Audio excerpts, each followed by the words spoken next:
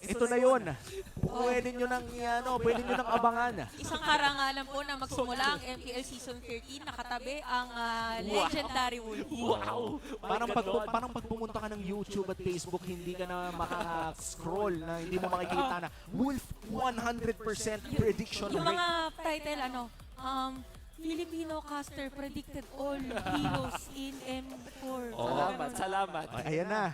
Kanina, hindi nyo lang narinig kasi off-broadcast. Ang sabi sa akin ni Wolf, yung Joy, hindi yan makakalusot. At hindi nga nakalusot ang Joy dito sa game number 1. But kidding aside, tingin ko, we're still going in blindly. Siyempre, yung mga Nolan, mataas pa rin yung chance na mapan dito. Lagi ko niisip kapag naman yung Joy, halos Nolan yung katapat nun.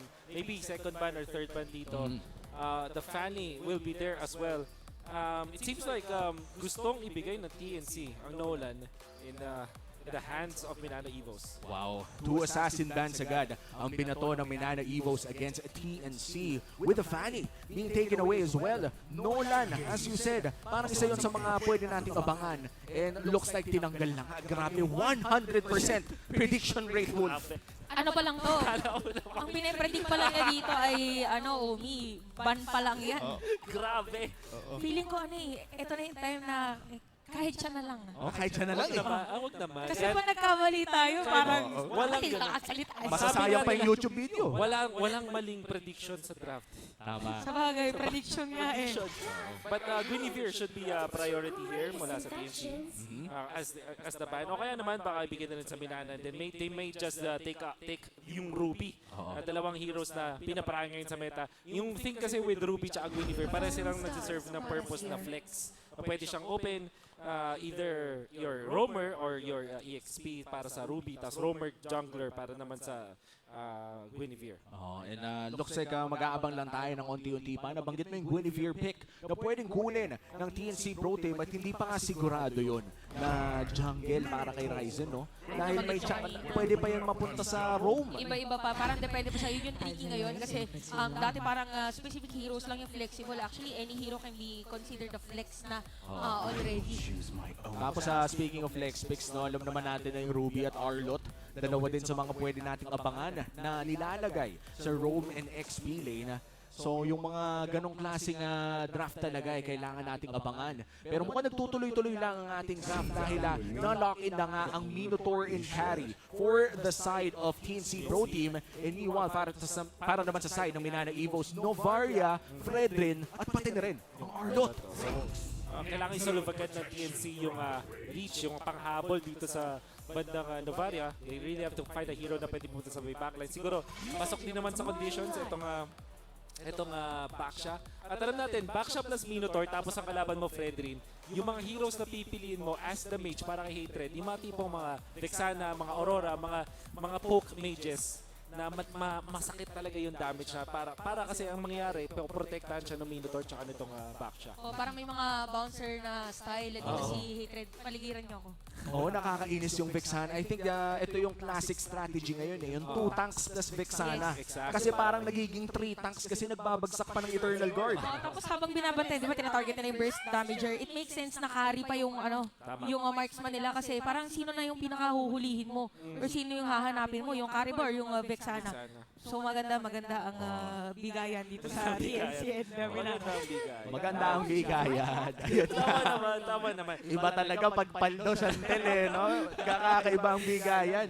And this time around, yung Digi, mag-expect tayo ng Digi ban dito? Nakarinig tayo ng Digi and I think it was banned out by TNC. At mukhang EXP lane naman ang tinatarget dito ng Minana na binana si CC.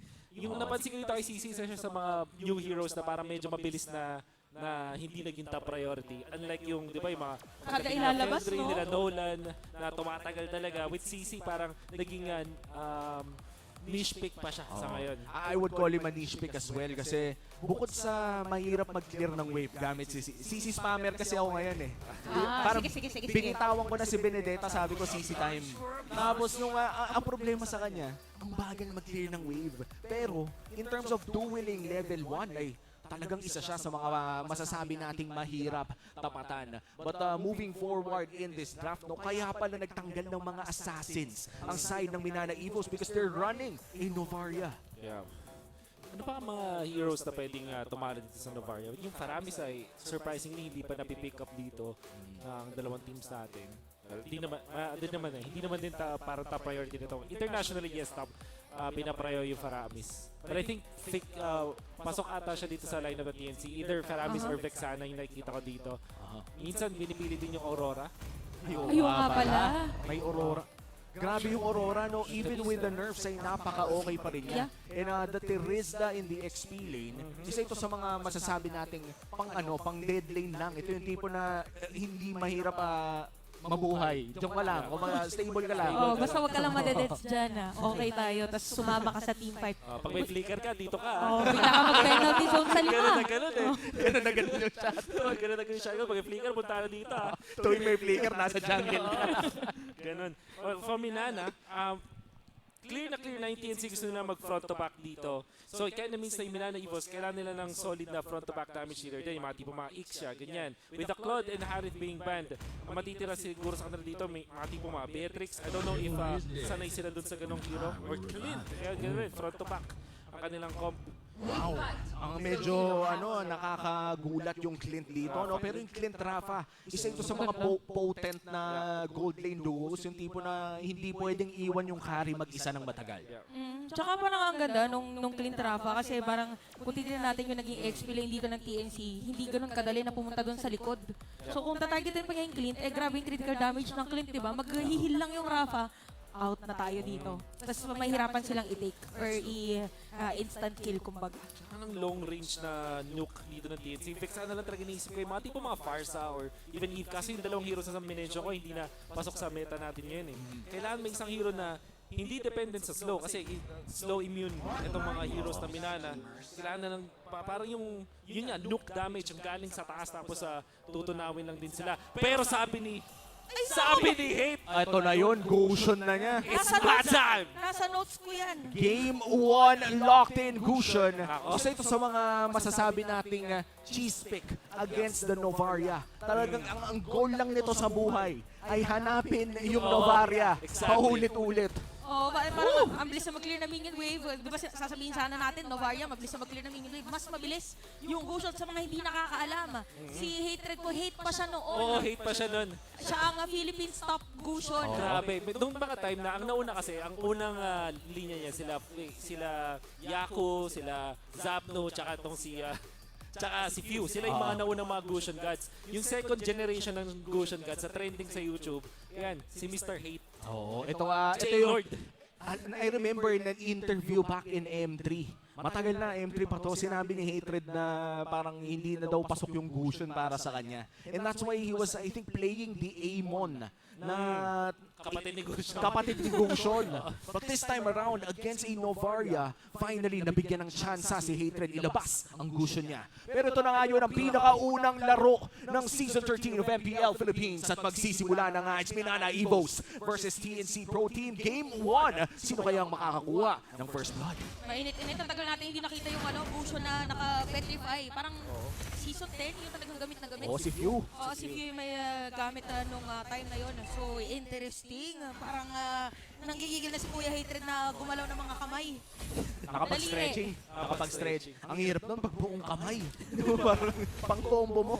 And then looking at the start of the jungle, no, mukhang epas naman dito si KZen. May pumoprotekta sa kanyang Rafaela. I think yung back siya, maganda yung magiging time para sa jungler. Kasi hindi niya kailangan isipin yung mid lane. May Mino tsaka Gushion dyan na self-sustainable. Wala rin mag-i-invade sa kanya. This is a Fredry na mas mabilis din yung kanyang jungling. So, expect na yung TNC. Gagamitin nila yung speed na meron sila. And looking at the emblem set para kay Yasuo, no, nabanggit mo na hindi na nga Vengeance ang kinukuha sa carry ngayon. But this time around, Flicker ang naging choice para dito kay Yasuo. But still, with the Brave Smite na nagbibigay ng dagdag sustain para sa kanya. Nabigyan si Yasuo. Yun yung maganda ngayon sa Crab eh. Pwedeng yung pumatay, yung roamer mo, tapos pupulutin mo na lang. And that also means na makokontrol mo yung waves kahit papaano. Ayun nga. And wave control is such a big thing right now on the side lanes. Dahil parang sila yung laging susceptible no na mabigyan agad yung unang daan mo, either side lane yung mapo-first blood. Pag nagkamali ka, pwedeng mabigyan. Kumbaga, ito, speaking of mabigyan, dito sa ating Turtle, sinisimula ni Kaizen and the rest of the players of PNC ay nakapwesto na rin. Look at the Gusion. Nag-aabang ng pwesto dito si Hatred. Hindi natamaan ng Astral Echo pero half HP na para sa pinakaunang turtle ng laro. Sakto-sakto final slash pero nagkaka-counter ito. First blood agad para kay Hatred pero napunta dito pag-uong para kay Ryzen. PNC ngayon dediretso against the Minana Evos at si Kirk ay mamamatay na rin. Double kill agad. First 2 minutes, 2 kills para sa Gusion. At napakagandang dance mula sa TNC yung setup nila dun sa turtle na yun. At alam natin na mas mabilis yung speed nila because of what Ryzen Zero is. And then, nahintay talaga nila yung tamang kill. Ang ginawa dito ni Hatred, wala siya mismo dun sa turtle. Nandun siya sa may gitna. Una niyang nakita dun was actually si Spider Miles. At alam natin, wala pa level 4 yung Rafaela nun. Nung nakakuha ng kill si Hatred, bigla na rin nag-level 4 etong si Nomad, kaya nakapag-convert pa sila ng 2 more kills after the turtle fight. TNC, 2.1k ang lamang nila agad. Grabe yung timing dun, no? Tsaka mga boss na nangyari yun, ang daming nadikitan ni Hatred pero hindi niya ginamit yung petrify niya. So grabe din yung confidence niya nung moment na yun. Iba talaga kapag sinaunang Gusion Gods ka pa. Hindi mawawala sa dugo ang Gusion kahit ilang meta na ang lumagpas. May buff pa naman yun sa concentrated energy na nga dating pala. ginagamit na yun sa Gusion. So, I very highly likely na baka isa yun sa mga items na panghuli na kunin dito ni Hatred. Ito yung lason ng Phosphor I would say. Na kapag yung Phosphor mo biglang marunong mag-Gusion, nakakailang mag-Novaria sa kabila. And I honestly can't believe it no, na parang nakalusot out of everyone. Ang daming assassin bands ng Minana Evos. Pero may Gusion pa rin na nakalabas. Tsaka, di ba sinabi mo yung sa Novaria yung biglang pwedeng bigyan or ma-instant kill para maiilang ka na mag-Astral Echo. Ika nga para dito sa side ng Minana Evos. But knowing for Spider Miles, isa din naman siya sa mga aggressive na players. Pwede niyang gamitin yung Rafaela with the movement speed na bigla na lang mga habol dito ng mga players ng TNC. May malaking chance din kasi na pwedeng mawala sa angulo yung mga daggers kung mabigyan ng tamang healing na nanggagaling kay Spider Miles. Pero dito na ang pangalawang pagong ng larong ito. At mukhang mauuna ang TNC sa pag-secure ng pwesto around it. Astral Echo tatama sa dalawa. Pero mukhang hindi na ata i-contest pa ito ng Minana Evos. Parang antay na lang muna talaga nila na tumaba yung kanilang marksman dito since more on crit damage naman and Ryzen with that second turtle secure para sa ating laban at na-maintain ng TNC yung kanilang kalaman na actually lumobo pa nga bottom lane ay magsusuna at ng mga players at mga magiging target pa nga dito si Spider Miles medyo makakarayana at yung sustain mararamdaman natin na nasasaktan na talaga.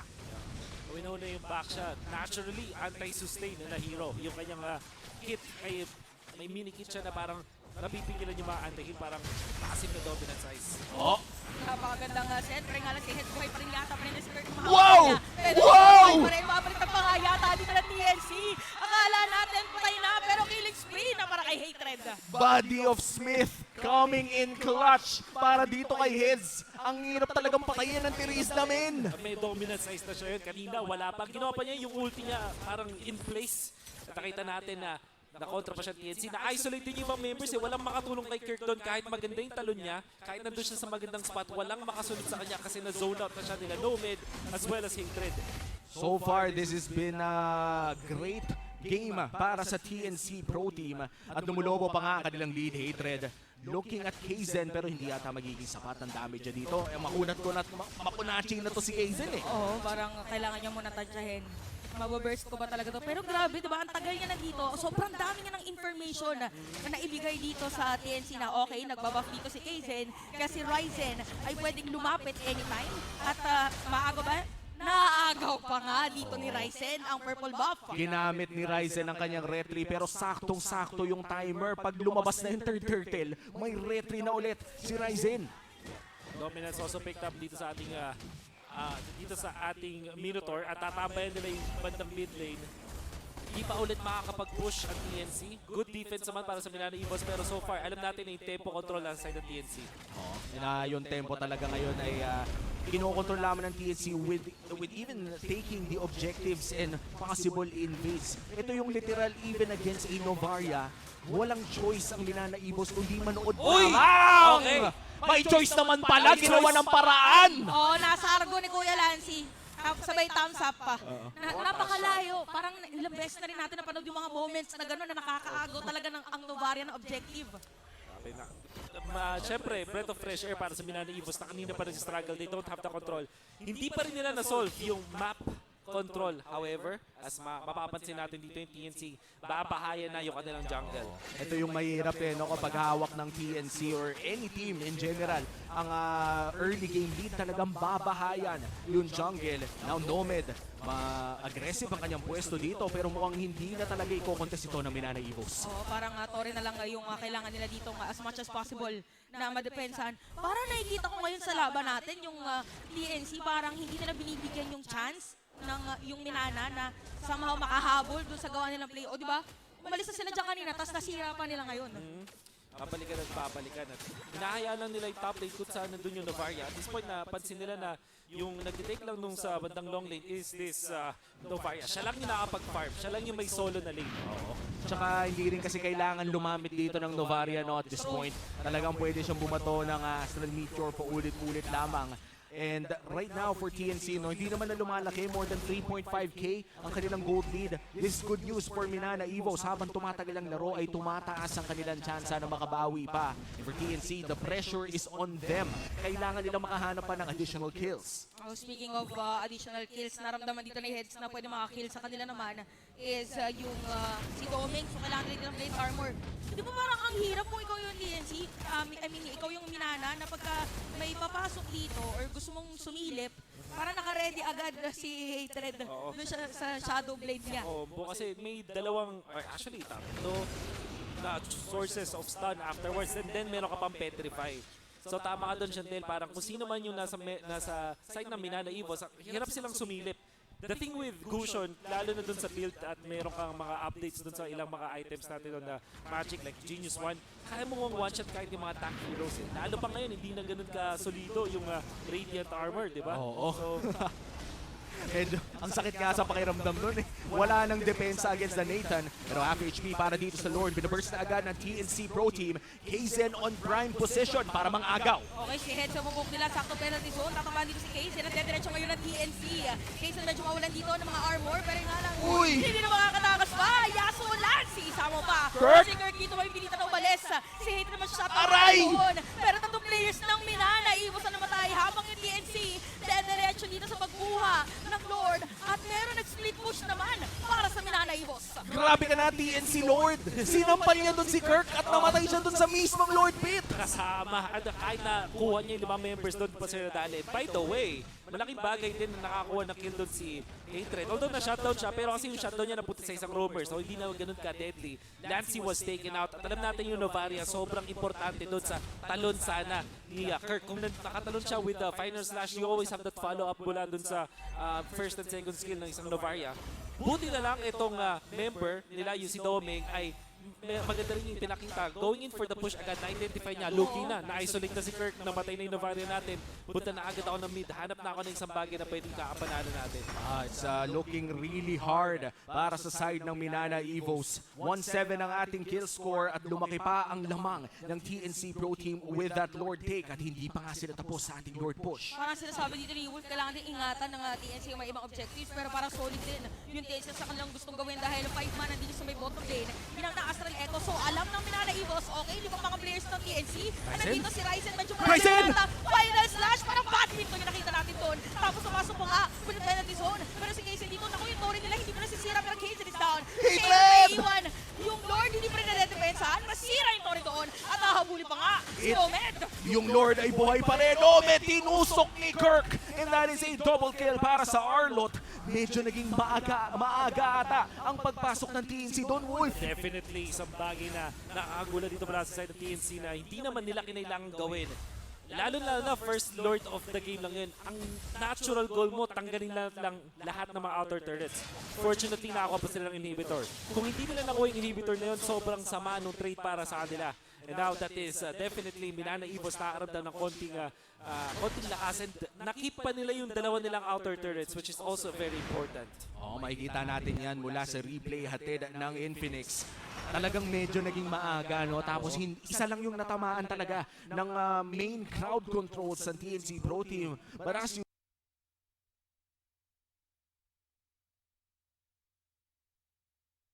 you said, Wolf, that trade was somewhat okay dahil nga nakakuha sila ng inhibitor turret. But other than that, imagine, no, mapapa-what if ka na lang. What if hindi nakuha yung Torre na yon? That was a trade na sabihin natin muntikan sila malugi. Mataas yung chance na maging down to 2K siguro yung lead na meron sila. As it stands, nakita natin na 4,000 pa rin yung nahawakan dito ng TNC.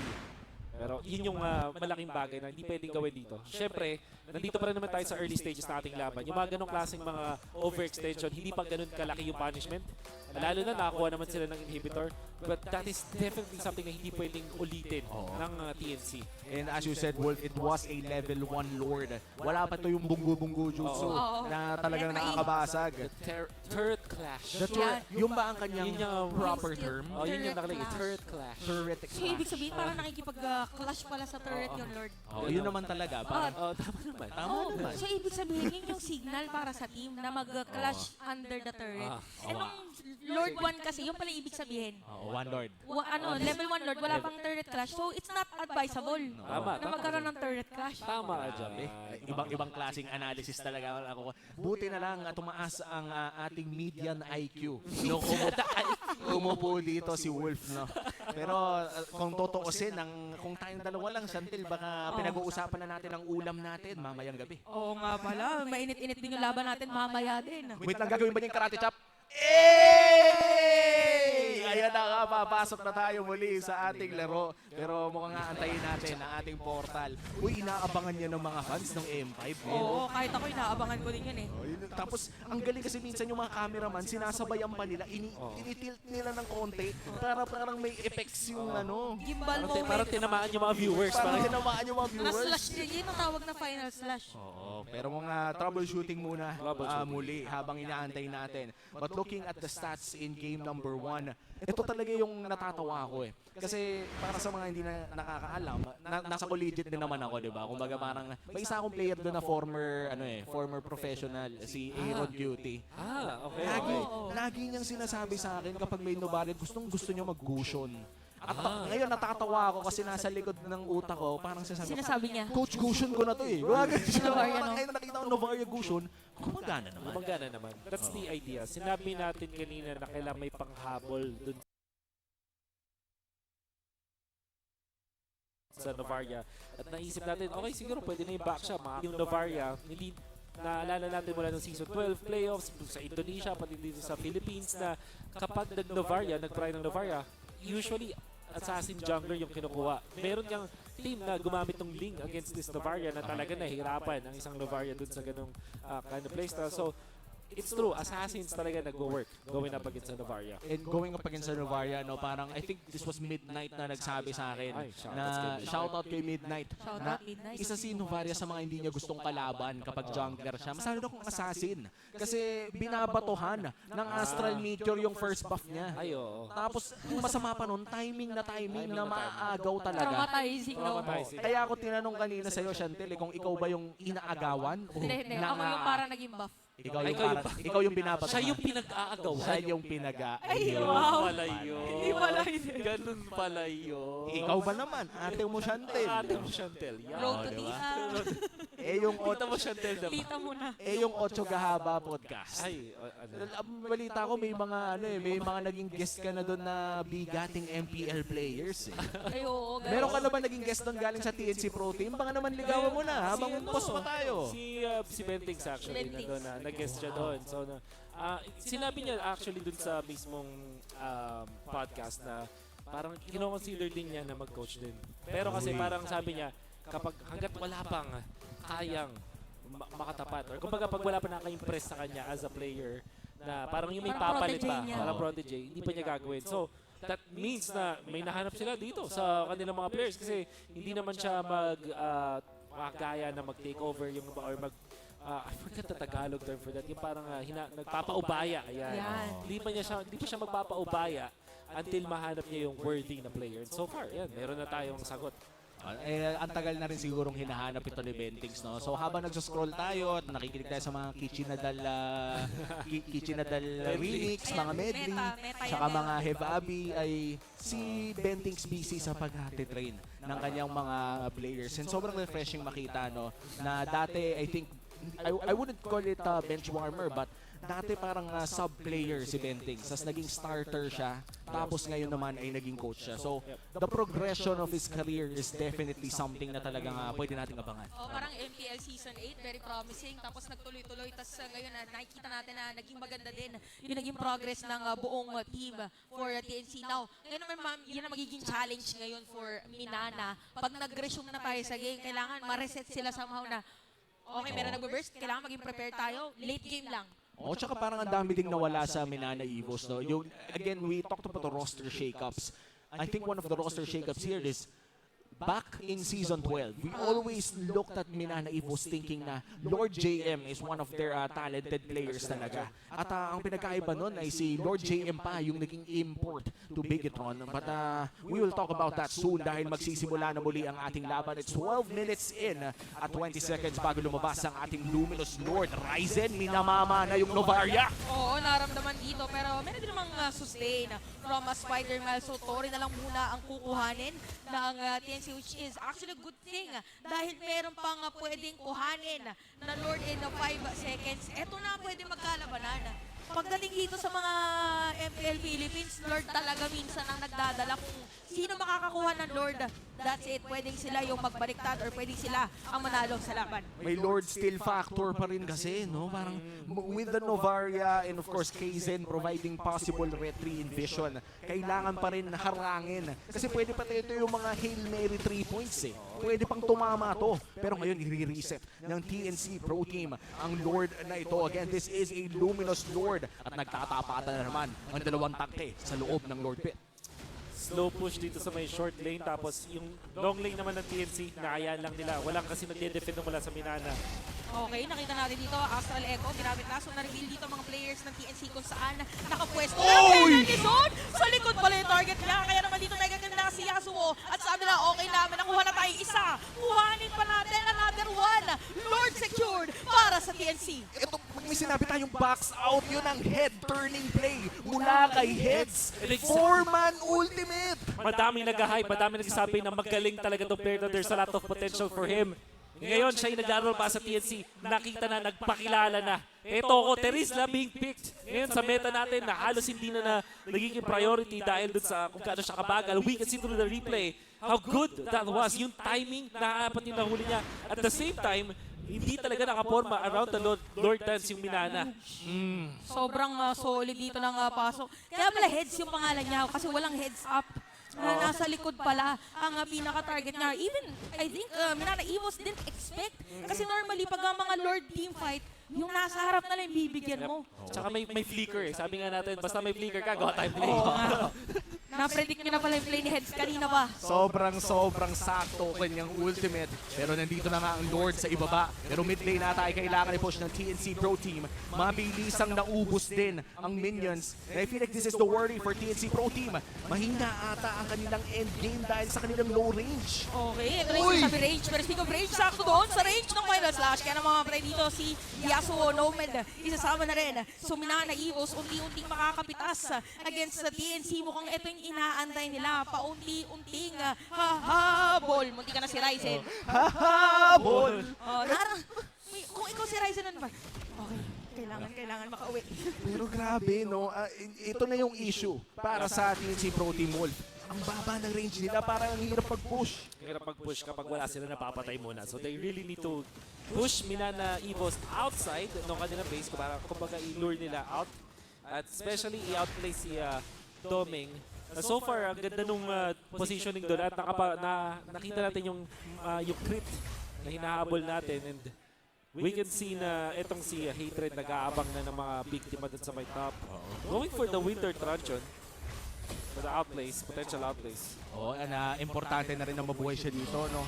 When we think about it, no, ang isa sa mga nagiging roles ng position 4 or ng mage in general ay talagang pagpo-provide ng zoning in sieges. Yung tipo na malayo pa lang yung nagde-defy, nagbibigay na siya ng damage. But when you're playing the cushion, parang non-existent yung pressure na yun. Oo, kasi mahanap mo lang. So, ang pressure naman ngayon is nandun sa mga frontliners. Kailangan nyo lang mabigyan ng vision yung Agusion para mahanap kung sino yung pwedeng ma-burst agad. So, medyo struggle pala siya kasi ramdam na ngayon yung damage ni Kuya Doming 2-0-3. By the way, for this game at binanggit natin na para dito sa ating dalawang kupunan, napaka-importante nung next na Lord na magsuspawn dito sa ating game. Pwede pa nga nila antayin ito ng 1 minuto para maging evolved Lord. Pero mukhang mauuna ang Minana Evos around this area. TNC Pro Team hindi pa alam ng Minana Evos na nandun sila sa may bandang Gedli, doon sa kabilang side ng mapa. Parang ibang play pa lang gustong gagawin dito ng TNC pero na-reveal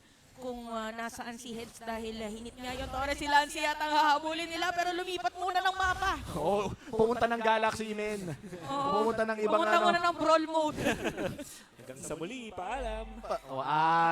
Respect. Press F on the chat. Kapag umabot ka dito, bigyan nyo ng energy ang ating mga teams. Dahil Minana Evos, sisimulan na nila ang Evolve. No, this is just a level 2 Lord. Oo, naramdaman na, narinig ko si Wolf, sabi niya ang sakit na talaga ni Dome for this game. Dome is the target here kung ikaw ang TNC.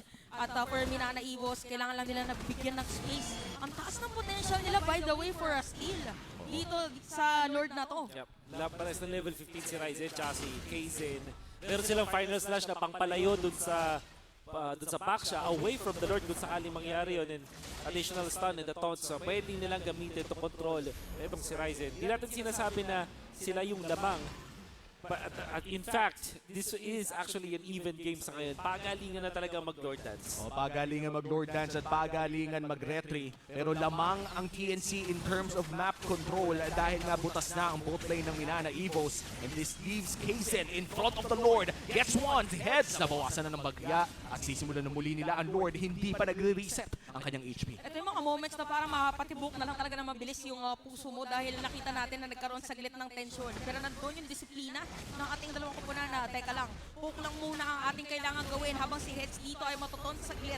Pero Astral Echo, okay, nawawala si Hatred dahil hindi tinamaan. Kailangan hanapin ng Minana Evos at mare-reset na lang muna ulit yung Lord. Pero hindi pa rin bibitawan ni Ryzen. Walang naka-Athena shield so far ngayon sa site ng Minana. This means na si Hatred ayaw mag-burst mamaya. In fact, maganda na yung pwesto niya ngayon. Okay. Okay na si Nomad dito na nakita na natin na merong knock-up from the Minotaur habang si Hatred dito maghahanap ng target. Uy, si Lancy! Pero si Lancy pala ang target niya. Habang papasok naman dito mga players ng Minana. Look at Kurt! Pero mga dash na gagawin doon. Habang si Spider-Man makakuha ng kill. Meron pang Winter Truncheon para sa kanila. Mawala na Immortality. Winter Truncheon again para dito kay Heads. Pero Minana makakakuha ng 4 na players ng TNC. Doming power spike na to, men. Late game Clint, inunaw ang lahat. Have to be careful. Pero nandun naman si Kirk para dumepensa. Kailangan bumalik dito ni Heads. That started to be really good para sa TNC. Pero hindi natin napansin na low HP na kasi na doon. After nung pagtalon ni Hatred, napakaganda nung paghanap niya kay Lancy. Very important hero to take down. Yun nga lang hindi nila na-follow up kasi low na si Nomad, low na rin si Ryzen nung time na yun. And Yasuo, great positioning para dito sa ating carry. Pero yung limitations kasi ng carry sa late game, single target siya. Oo, hindi katulad yung kay Doming, no? Parang dahil masikip ang iskinitang pinaglabanan ng teamfight na yun, ay lahat natamaan sa kanyang damage. Nauna dito ang Minana Evos pero mukhang i-reset nila ang Evolved Lord. Ryzen is already in the vicinity. Hatred ay nagpa-farm lang ng konti pero naghahanap na nga dito si Lancy. Astral Echo on one! Ryzen! Bibigyan yata nila at meron pa knock up from the Lord. Okay, pwede dumiretso ako kung sino si Nomad. Tatalon ba sila dito? Walang flicker by the way. Yung Minotaur, so hindi pwedeng gumawa ng setup play. Wind of Nature used. Oo, Wind of Nature nagamit na rin. Even Winter Truncheon.